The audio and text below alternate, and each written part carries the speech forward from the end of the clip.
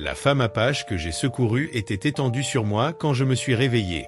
La raison de sa présence m'a laissé sans voix. Avant de plonger dans cette histoire, n'oubliez pas de liker la vidéo et de nous dire dans les commentaires d'où vous regardez. Le froid s'était installé profondément dans la terre à la fin de l'automne.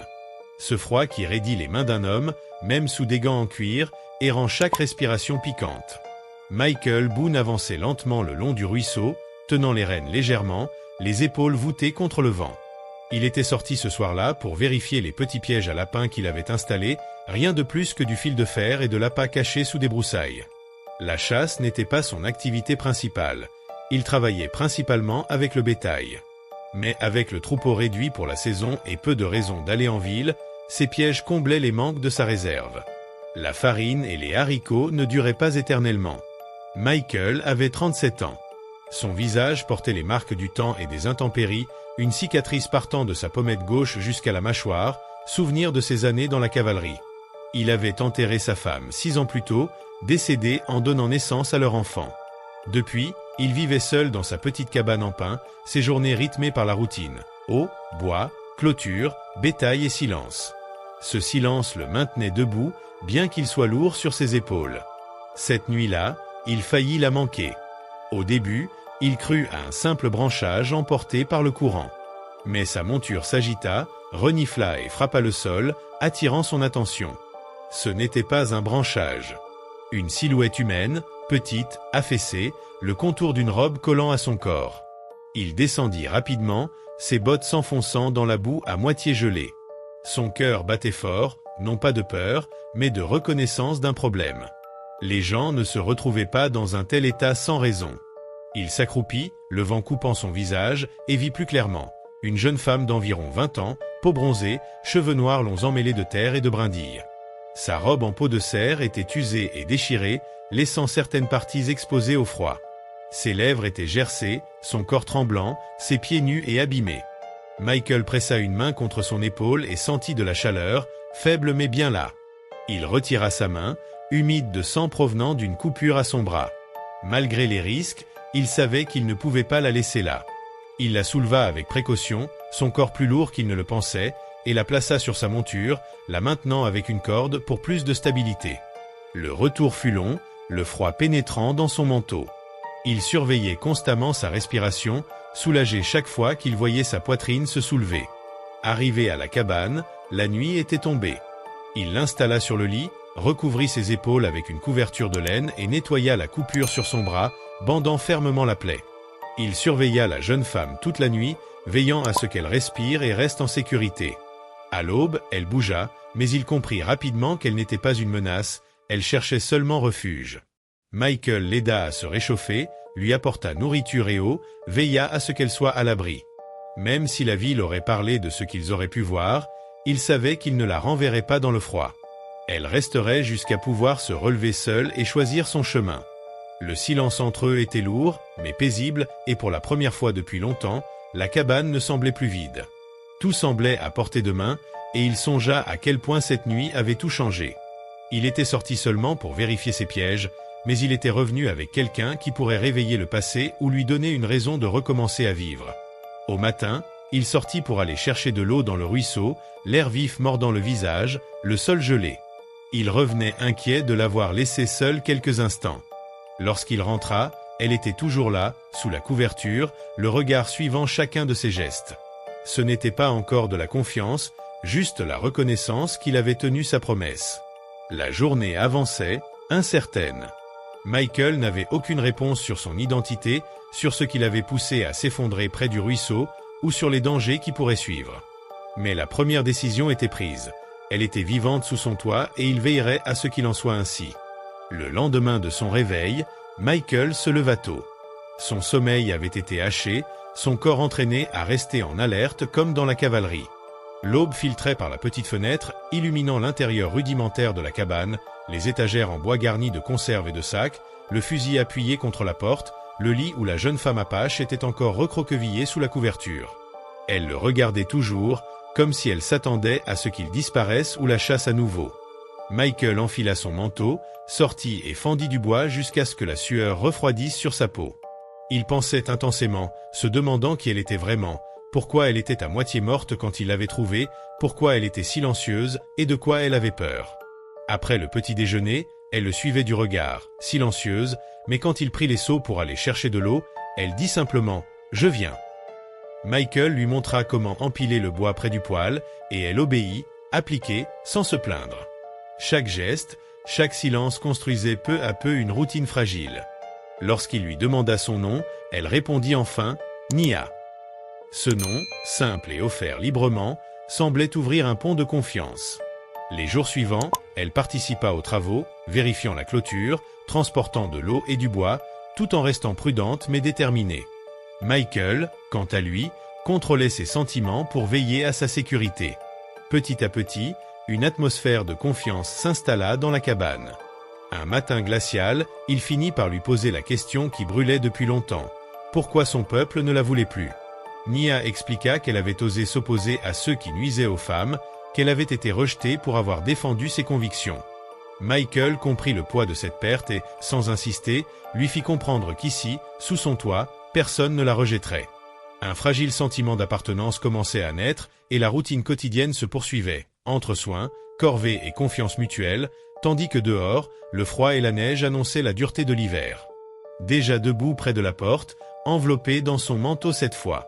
Elle avait remonté les manches pour s'adapter à sa petite carrure. Ses cheveux fouettaient son visage dans le vent, mais elle restait droite. « Tu n'as pas besoin de venir, » dit Michael. « Je viens, » répondit-elle sans hésiter. Il évalua le risque. Sa blessure était encore sensible, son corps en convalescence. Mais le regard déterminé dans ses yeux ne laissait place à aucune discussion, alors il acquiesça, et ensemble ils parcoururent les rails qui s'étendaient vers le bois. Le travail était difficile. Michael souleva le lourd maillet, lui montrant où le poteau s'était desserré. Elle appuya son épaule contre la barrière pendant qu'il enfonçait le poteau plus profondément. Sa force le surprit. Sous ses formes douces, elle cachait des muscles et du courage. Elle supporta la douleur quand l'effort tira sur son bras bandé, mais ne lâcha rien. Quand la barrière fut enfin solidement fixée, elle recula, le souffle court, le visage couvert de poussière. Michael la regarda un instant, son regard attiré par le manteau qu'elle portait, et il détourna les yeux en murmurant « Bon travail !» Ce soir-là, la neige commença à tomber, recouvrant le toit de la cabane et le jardin d'un manteau blanc. À l'intérieur, le feu brûlait haut et les haricots mijotaient dans la marmite. Michael s'assit à la table, Nia en face de lui, ses cheveux sombres encore humides des flocons qu'elle avait chassés. Lorsqu'elle saisit sa tasse, le revers de sa chemise glissa, laissant voir la ligne de son poignet et la courbe de son avant-bras. Leurs yeux se croisèrent, et un lien silencieux, mais intense, passa entre eux. Michael sentit son cœur se serrer. Pendant des années, il avait enfoui toute idée de proximité, se protégeant après la perte de sa femme. Mais maintenant, face à lui, une femme avait choisi de rester dans sa cabane, de travailler à ses côtés, et de le regarder droit dans les yeux lorsqu'elle se présentait. Il se pencha légèrement, posant sa voix d'un ton calme, « Ta guérison est ce qui compte avant tout. » Ses lèvres esquissèrent un léger sourire. L'inquiétude de ce qui se trouvait au-delà des murs resta suspendue, mais il savait qu'elle ne partirait ni demain ni le jour suivant. Le feu dansait sur son visage, adoucissant les traits de fatigue, et pour la première fois, elle semblait détendue. Elle termina lentement son repas, s'enroula dans la couverture et s'étendit sur le lit. Michael resta assis, les pensées agitées. La peur d'éventuelles menaces persistait, mais elle était vivante sous son toit, et il lui avait promis qu'elle ne serait pas rejetée. La neige épaississait dehors, étouffant tous les bruits. Michael observa Nia endormie, sa respiration régulière, son corps recroquevillé dans la couverture. Elle n'avait plus rien de la silhouette affaiblie qu'il avait portée depuis le ruisseau. Il resta là un moment, fusil appuyé contre lui, admettant silencieusement que sa vie avait changé. La tempête dura toute la nuit et le jour suivant, ensevelissant la terre sous une croûte de neige dure.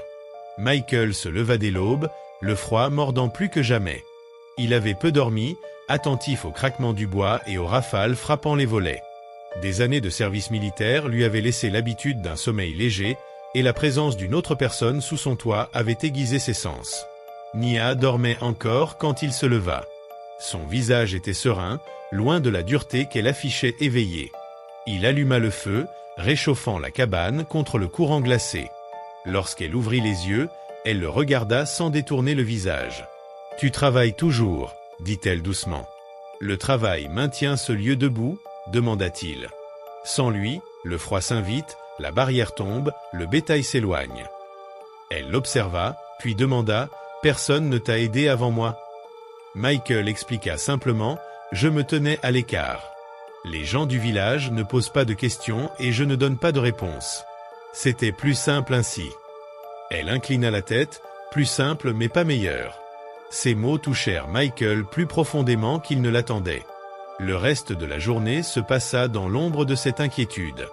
Michael travaillait, toujours proche de Nia, jamais loin de son fusil, lui montrant à nourrir le feu, à préparer les haricots et le lard, elle répétant chaque tâche avec détermination, cherchant à s'intégrer dans cette cabane. Le soir, la neige appuyait contre les fenêtres et la chaleur du poêle emplissait l'espace. Michael ôta son manteau et remonta ses manches tandis que Nia, recouverte de la couverture, portait maintenant sa chemise, l'ourlet effleurant ses cuisses, le col lâche. Il tenta de se concentrer sur son travail, mais son regard revenait vers elle. Elle le remarqua et ne détourna pas les yeux. « Tu m'as sauvé, dit-elle doucement. « Pourquoi ?» Michael posa son fusil et répondit calmement « Parce que je ne pouvais pas te laisser mourir. J'ai déjà trop vu de pertes. » Nia se rapprocha lentement, posant sa main sur sa poitrine. Michael la recouvrit de sa main, assurant sa sécurité sans impatience ni exigence. « Je ne te laisserai pas partir, » murmura-t-il. La tempête hurlait dehors, mais à l'intérieur, le lien entre eux se renforçait. Ce qui avait commencé comme survie s'était transformé en quelque chose de plus profond, fragile mais solide.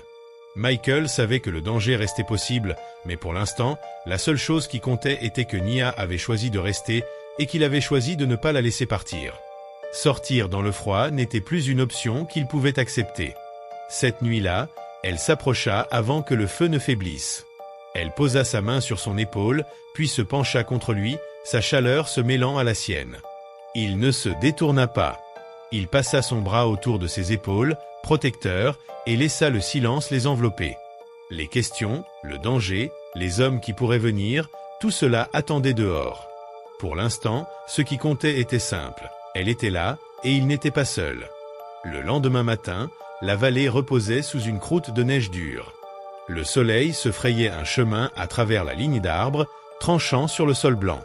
Mais l'inquiétude de Michael Boone ne s'était pas estompée. Il se leva tôt, enfila ses bottes et son manteau avec la même rigidité qui l'avait accompagné durant des années de service militaire.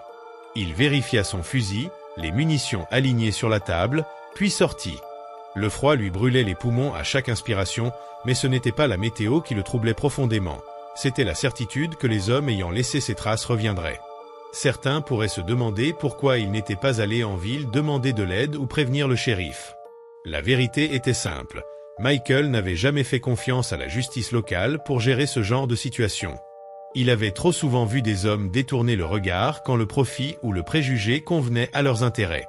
Si des étrangers venaient pour Nia, personne à Grey Bluff ne bougerait. Le fardeau reposait entièrement sur lui. En contournant la cabane, Michael découvrit ce qu'il craignait. D'autres traces, fraîches cette fois, imprimées dans la neige. 3 paires de bottes, peut-être 4.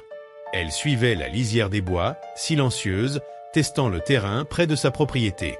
Sa mâchoire se crispa tandis qu'il suivait les traces jusqu'à ce qu'elles disparaissent plus profondément dans la forêt. Quelles que soient leurs intentions, ils savaient agir avec prudence. Ils attendaient, observaient. À l'intérieur, Nia était assise près du feu, reprenant ses coutures. Elle leva les yeux dès qu'il entra, ses regards accrochés aux siens. Elle lut la réponse avant même qu'il ne parle. « Ils sont proches, » dit Michael calmement, suspendant son fusil sur la chaise. Ses mains se figèrent. « Combien ? 3, peut-être plus. » Difficile à dire dans la neige. La peur passa sur son visage, mais elle ne détourna pas le regard. Ces hommes, expliqua-t-il, prenaient des femmes pour les exploiter. Ses paroles pesaient dans le silence. Michael vit dans ses yeux la vérité. Une fois qu'elle s'échappait, il la poursuivait sans relâche. Elle était un prix à leurs yeux, pas une personne. Il traversa la pièce et s'agenouilla près du poêle pour remuer les braises. Sa voix était ferme. « S'ils viennent, nous les arrêterons ici. Ils ne te reprendront pas », les lèvres de Nia tremblèrent, mais elle redressa les épaules. « Alors, apprends-moi. » Il lui montra comment recharger le fusil, vérifier la chambre et positionner son corps contre le mur pour viser. Ses mains tremblaient au début, mais ses yeux étaient concentrés. Il corrigea sa posture d'un geste léger sur son coude. « Ne résiste pas au recul. Laisse-le passer à travers toi. » Elle hocha la tête, retenant son souffle, répétant les gestes jusqu'à ce qu'ils deviennent précis. Pour Michael, c'était étrange. Il avait entraîné des hommes auparavant, mais jamais quelqu'un comme elle. Pourtant, dans sa détermination, il reconnut la même force qu'il possédait. Les heures passèrent. Ils travaillèrent, mangèrent peu et attendirent. Chaque bruit dehors, chaque craquement de glace, chaque cri d'oiseau tendait les nerfs de Michael. Il se força à rester calme pour elle, mais tous ses instincts lui criaient que le combat approchait. Au crépuscule, le ciel virait au violet sombre. Il entendit les pas dans la neige, plus proches. Il se leva, fusil en main, et fit signe à Nia de rester basse. Le coup frappa la porte, sec et violent. Une voix ordonna « Ouvre !» Nous savons qu'elle est là. Michael serra son fusil et répondit posément « Vous vous trompez d'endroit. » Un rire rude suivit. « Ne fais pas semblant, cow-boy. Nous avons vu ses traces. Elle est à nous. Écarte-toi avant de te blesser. » Nia saisit son bras, peur et courage mêlés dans ses yeux. « Ne les laisse pas me prendre, » murmura-t-elle. Michael répondit avec fermeté, « Il faudra me passer sur le corps. » Silence dehors, puis le bruit des bottes reculant dans la neige. Les murs de la cabane semblaient se refermer. Il fit signe à Nia de se placer derrière le lit, fusil prêt. Le premier coup fendit le volet, les éclats de bois volant. Michael riposta à travers la fenêtre. Un cri retentit dehors. Le combat avait commencé. Les minutes suivantes, la cabane trembla sous les coups de feu. Michael visait avec précision, chaque respiration contrôlée. Nia restait basse, prête, yeux grands ouverts mais déterminée. Elle n'était plus la jeune fille qu'il avait sauvée de la rivière. Elle se battait pour sa liberté. Quand le silence revint, Michael écouta. Les hommes reculaient dans les bois. Il ne les poursuivit pas. Il tint sa position jusqu'à ce que le bruit cesse. Enfin, il baissa le fusil, main légèrement tremblante, visage calme. Nia sortit de derrière le lit, poitrine haletante. « Ils reviendront, dit-elle. » Michael hocha la tête. « Et nous serons prêts. » À la lumière du feu, leur lien se consolida. Ils n'étaient plus deux étrangers liés par le hasard. Ils étaient partenaires de survie, et ce qui se trouvait au-delà de la porte devrait briser les deux s'ils voulaient réussir. Cette nuit-là, la neige tombait à nouveau, et la cabane s'installa dans un silence tendu. Michael gardait le feu, fusil en main, Nia assise à ses côtés, plus proche, confiante. Ils avaient affronté la première tempête ensemble, sans possibilité de retour. Le lendemain, Michael vérifia les traces dans la neige, du sang, des pas traînant vers la forêt. Au moins un homme avait été blessé, et tous s'étaient retirés, attendant une nouvelle occasion. Nia observa, calme mais déterminée.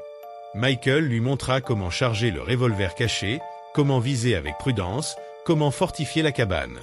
Pour la première fois, ils travaillaient côte à côte, non pas comme protecteurs et protégés, mais comme partenaires.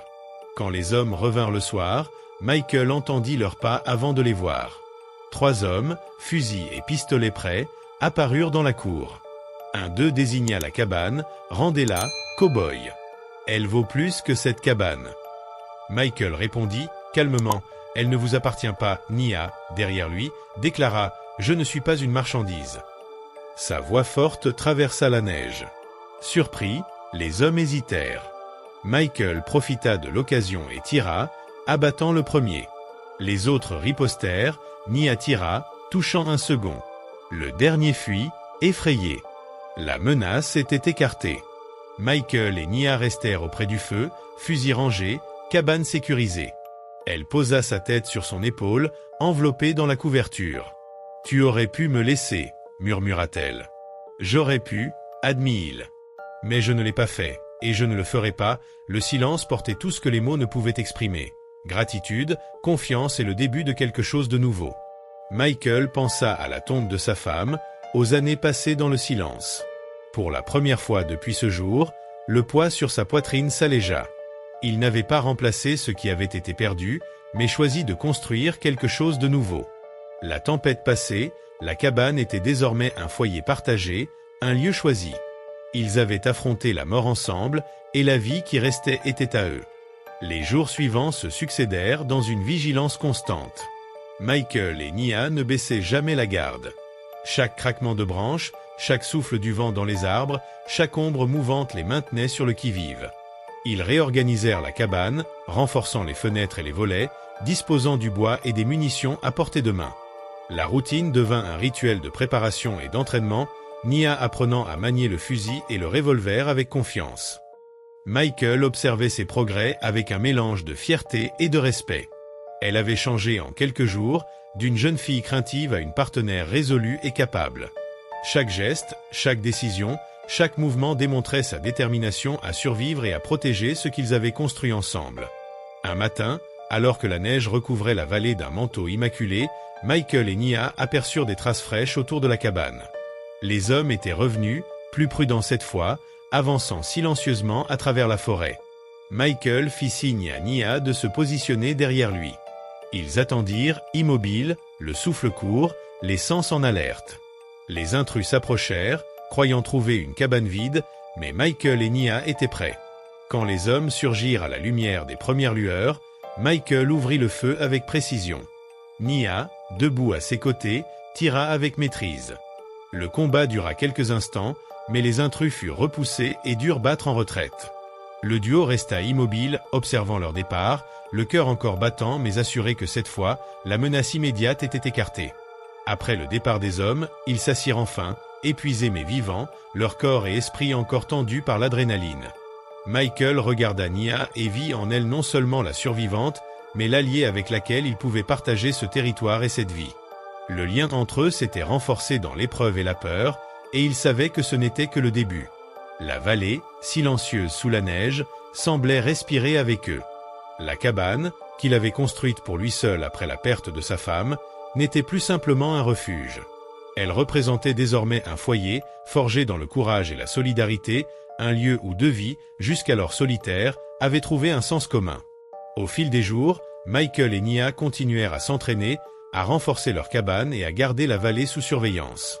Chaque matin apportait un sentiment renouvelé de vigilance et de responsabilité, mais aussi de confiance mutuelle. Ils savaient que, tant qu'ils resteraient ensemble, ils pourraient affronter les dangers, protéger leur foyer et vivre en sécurité.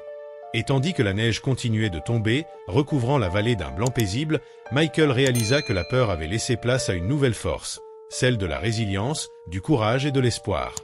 Nia, à ses côtés, partageait désormais cette force, et ensemble, ils étaient prêts à affronter tout ce que le monde extérieur pourrait leur réserver.